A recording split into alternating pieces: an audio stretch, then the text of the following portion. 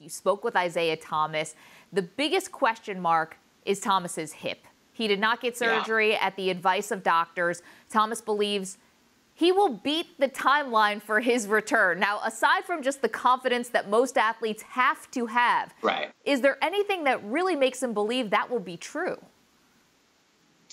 I think it's confidence in himself. I think it's someone who, has sort of defied odds his whole life. Now, look, this is obviously a different story. This isn't about where you're drafted. This is about, physical limitations. I do think there's a lot more optimism from him, and especially from the Cavs side, since that trade went down, since he's been in that facility and they've been able to kind of see him and work with him on a daily basis.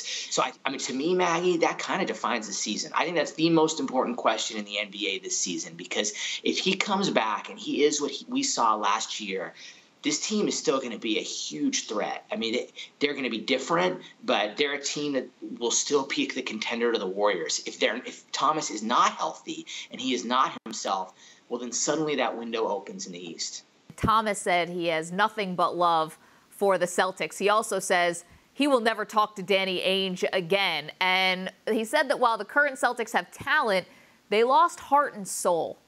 Is that Thomas sort of talking as a jilted former Celtic, or did Boston sacrifice something crucial by trading him away? Well, I don't think it's just him. I mean, I think it's fair. I mean, they lost Avery Bradley, they lost him, they lost Crowder. That's a lot of heart and soul. That's a lot of toughness. I mean, that's sort of the foundation of a bit of who they were. Now, it doesn't mean they can't reinvent, and they'll definitely be more skilled. They'll be more talented. Offensively, they'll be beautiful to watch.